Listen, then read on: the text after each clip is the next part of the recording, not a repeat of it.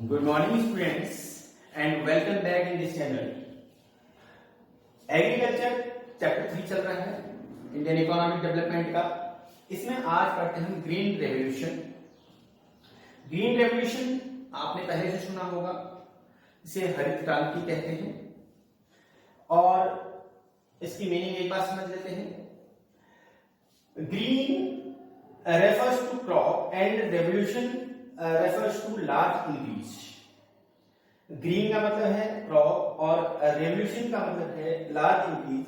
It means large increase in crop production. तो अगर crop production में, इसका मतलब है क्रॉप प्रोडक्शन में बहुत बड़ी बढ़ोतरी होना, यानी कि इंक्रीज, लार्ज इंक्रीजमेंट होना ग्रीन रेवोल्यूशन कहलाता है। तो इस डेफिनेशन आपको समझ में आ गई होगी या मीनिंग समझ में आ गई होगी कि large increase in crop production is called green revolution. देखिए, ग्रीन रेवोल्यूशन दो फेजेस में हुआ था। पहला फेज था मिड 1960s टू मिड 1970, यानी मिड 60s से मिड 70 तक रहा था। तो अगर कहें ये कब स्टार्ट हुआ था, तो 1967 में स्टार्ट हुआ था। इसे फर्स्ट फेज कहा जाता है। ये फर्स्ट फेज में इसको केवल स्टार्ट करके देखा था। इसमें केवल 3 स्टेट्स लिए गए थे। एक था पंजाब और दूसरा था तमिलनाडु और तीसरा था आंध्र प्रदेश। ये 3 स्टेट लिए गए थे और इसमें 2 क्रॉप्स केवल ली गई थी, व्हीट एंड राइस। और इसे लागू जब किया गया था तो इसमें लागू करने का मतलब क्या होता है ग्रीन रेवोल्यूशन में, इसमें बहुत सारी सुविधाएं गवर्नमेंट को देनी होती हैं। बहुत सारी जो हम नीचे इसमें पढ़ेंगे इसके फीचर्स में, तो तब जाके इसे लागू किया गया। और ये इसमें 25% इंक्रीजमेंट हुआ था क्रॉप्स में, यानी कि जो फसल में प्रोडक्शन में 25% इंक्रीजमेंट हुआ था। फिर सेकेंड पार्ट इसका स्टार्ट हुआ था, सेकेंड फेज स्टार्ट हुआ था। उसमें बहुत सारे स्टेट्स ले गए थे, यानी कि ऑल ओवर इंडिया में बहुत सारे स्टेट्स, और इसमें 5 क्रॉप्स को लिया गया था। 5 क्रॉप्स में ये ग्रीन रेवोल्यूशन चलाया गया था। उसमें कौन से थे? गेहूं, चावल और जौ, मक्का और बाजरा। ये 5 चीजें थी, व्हीट, राइस, मिलेट और बार्ले और मिर्च। ये 5 क्रॉप्स इसमें ली गई थी। ये सेकेंड फेज स्टार्ट हुआ था मिड 70 से मिड 80 तक। तो ये तो इसका एक इंट्रोडक्शन है ग्रीन रेवोल्यूशन का। अब इसके फीचर्स क्या थे ग्रीन रेवोल्यूशन के? फीचर्स में देखिए, पहली बात फोकस ऑन पोटेंशियल रीजन। जो ग्रीन रेवोल्यूशन था वो उसको एक ऐसे एरिया में स्टार्ट किया गया था जहां पर की संभावना बहुत अच्छी हो प्रोडक्शन की। प्रोडक्शन की संभावना से मतलब है कि जहां पर कंप्लीमेंट्री रिसोर्सेज बहुत अच्छे हों। इसे कहेंगे potential region. Focus on potential region, संभावित क्षेत्रों पर फोकस किया गया। संभावित क्षेत्रों पर फोकस करने का मतलब है कि ऐसे क्षेत्रों को, ऐसे एरियाज को चुना गया जहां पर ये स्कीम चलाई जा सकती है, और स्कीम वहां चलाई जा सकती है जहां कंप्लीमेंट्री रिसोर्सेज बहुत अच्छे होंगी। देखिए इसमें लिखा due to non availability of complementary resources progress could not be made. बिना कंप्लीमेंट्री रिसोर्सेज के प्रोग्रेस नहीं हो सकती। अब देखिए एक एग्जांपल बताते हैं। सपोज चावल की खेती करनी है, यानी धान की खेती करनी है, उसके लिए जो मेन नीड है वो फीड की है। खेत वो सब जगह मिल जाएगा, हर एरिया में मिल जाएगा, लेकिन ये तो मेन रिसोर्स हो गया। और दूसरा जो कंप्लीमेंट्री रिसोर्स है, यानी कि पूरक, जो उसको कंप्लीमेंट्री रिसोर्स है, उसका मतलब पानी की अधिकता चाहिए, उसमें वाटर ज्यादा चाहिए। तो जहां सिंचाई के साधन इजीली उपलब्ध हों, जहां पर सिंचाई के साधन ज्यादा हों, उस एरिया में इसकी खेती ज्यादा होती है। तो इस तरह से ऐसे एरियाज को ढूंढा गया जहां पर उन पर फोकस किया गया, जहां पर कंप्लीमेंट्री रिसोर्सेज अच्छे हों। A conscious decision was made to concentrate all the available resources in only potential resources। कहने का मतलब इसमें यह है कि एक कॉन्शियस डिसीजन लिया गया, एक सोच समझ करके डिसीजन लिया गया कि उन चीजों पर कंसंट्रेशन किया गया जो पोटेंशियल यानी कि जो उनकी कंप्लीमेंट्री रिसोर्सेज वहां पर हैं या नहीं है। कोई पोटेंशियल रिसोर्सेज यानी संभावित जो रिसोर्सेज हैं, जो जिनकी वहां पर ज्यादा अच्छी रिसोर्सेज मिलने की संभावना है या नहीं है, उन चीजों को कंसंट्रेट करके, उनको बहुत ध्यान से उनका अध्ययन करके तब उन एरियाज को चुना गया जहां पर ग्रीन रेवोल्यूशन स्टार्ट किया गया। पहला फीचर था। दूसरा फीचर क्या था? Introduction of modern inputs. Modern inputs का इंट्रोडक्शन किया गया इसमें। मॉडर्न इनपुट्स क्योंकि अगर ट्रेडिशनल इनपुट्स लगाते हैं, पुराने जो परंपराओं से चले आ रहे हैं उन्हें इनपुट्स लगा रहे तो ग्रीन रेवोल्यूशन पॉसिबल नहीं था। ग्रीन रेवोल्यूशन कब पॉसिबल हुआ? जब इसमें मॉडर्न इनपुट्स यूज की गई। वो मॉडर्न इनपुट्स कौन से यूज किए गए? एक है use of HYV seeds. HYV seeds का यूज किया गया, यानी कि हाई यील्डिंग वैरायटी, जिससे बहुत ज्यादा, जैसे हाइब्रिड कहते हैं आप, तो हाई यील्डिंग वैरायटी का मतलब है कि जिनमें बहुत ज्यादा प्रोडक्शन होने की संभावना होती है, ऐसे सीड्स का यूज किया गया। दूसरा यूज ऑफ केमिकल फर्टिलाइजर्स। पहले जो ट्रेडिशनल हमारी जो ट्रेडिशनल खेती होती थी पहले, जो पुराने विचारों से लोग खेती करते थे, उसमें क्या कंपोस्ट और उसमें एनिमल मैन्योर वगैरह फर्टिलाइजर के रूप में यूज होता था। लेकिन यहाँ किया गया केमिकल फर्टिलाइजर का यूज किया गया। केमिकल फर्टिलाइजर से प्रोडक्शन काफी बढ़ जाता है। तीसरा प्रॉपर इरिगेशन। पहले रेनफॉल पर डिपेंड थी एग्रीकल्चर, तो ऐसे एरिया जो उसमें चूज किए गए ग्रीन रेवोल्यूशन के लिए, वहां पर प्रॉपर इरिगेशन यानी कि प्रॉपर सिंचाई की, प्रॉपर पानी की व्यवस्था की गई। फोर्थ है एप्लीकेशन ऑफ पेस्टिसाइड्स। इसमें पेस्टिसाइड्स का एप्लीकेशन यानी कि यूज किया गया। पेस्टिसाइड्स को पहले इतना ध्यान नहीं दिया जाता था, खेती पर बहुत सारे बीमारी लग जाती थी उसमें, तो वहां पर पेस्टिसाइड, इंसेक्टिसाइड्स का यूज किया गया, दवाइयों का यूज किया गया, जिससे कि उन्हें सुरक्षित रखा जाए, उनका क्रॉप प्रोटेक्शन हो सके। उसके बाद फिफ्थ पॉइंट है अवेलेबिलिटी ऑफ चीपर क्रेडिट। अब इन सब चीजों को यूज करने के लिए, सपोज चाहे वो पेस्टिसाइड्स हो, चाहे इरिगेशन हो, चाहे फर्टिलाइजर हो, चाहे एल्कलॉइड हो, इन सब के लिए किस चीज की नीड थी? मनी की, क्रेडिट की नीड थी।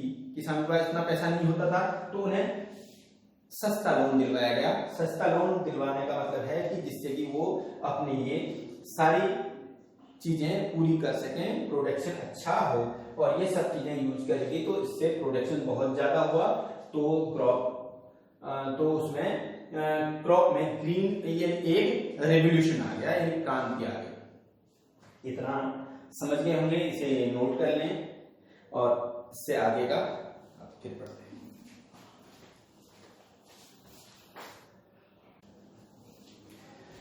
आइए अब हम पढ़ते हैं इफेक्ट ऑफ ग्रीन रेवोल्यूशन और लिमिटेशन ऑफ ग्रीन रेवोल्यूशन। दो चीजें हमें पढ़नी है, ये चैप्टर आज फिनिश हो जाएगा। ये इफेक्ट क्या पड़े ग्रीन रेवोल्यूशन के, और लिमिटेशंस क्या है उसकी, प्रॉब्लम्स क्या रही उसकी सीमाएं क्या रही। कहने का मतलब है इसके मेरिट एंड डिमेरिट कह सकते हैं आप। तो इसमें इफेक्ट्स ऑफ ग्रीन रेवोल्यूशन में ये 3 इफेक्ट्स लिखे हुए हैं। फर्स्ट है sufficiency in food grain. Green revolution से हमारा जो कंट्री वो सेल्फ सफिशिएंस हो गया, आत्मनिर्भर हो गया। India achieve self sufficiency in food grain और not depends on other countries like America या अदर नेशंस। पहले फूड ग्रेन्स के लिए अमेरिका या दूसरे देशों पर निर्भर रहता था, वहां से इंपोर्ट करना पड़ता था फूड ग्रेन्स। हमारे देश में अपने लिए नहीं, पूरी जनता के लिए नहीं हो पाता था। लेकिन ग्रीन रेवोल्यूशन के बाद हमारे पास काफी स्टॉक बचने लगा, जिससे कि हम सभी लोगों की, अपनी कंट्री के सभी लोगों की पूर्ति कर सके। तो सेल्फ सफिशिएंसी हो गई। Government able to build buffer stock for use the time of shortage. और हमारी गवर्नमेंट एक बफर स्टॉक कलेक्ट करने के लिए भी एबल होगी, यानी योग्य होगी। कहने का मतलब है उसके बाद एक बफर स्टॉक भी बचने लगा, जिससे कि जो फूड शॉर्टेज आती है, कभी कभी ड्रॉथ आ जाता है या कोई और चीजें हो जाती हैं, सूखा पड़ जाता है या फ्लड बरसात हो जाती है, फ्लड का मतलब है बाढ़ आ जाती है, तो ये इस तरह की कंडीशंस आ जाती हैं। तो उस टाइम जो शॉर्टेज के टाइम में जो राशन बांटने का काम गवर्नमेंट करती है, उसके लिए उसे बफर स्टॉक की जरूरत होती है, तो उसकी भी व्यवस्था गवर्नमेंट के पास होने लगी।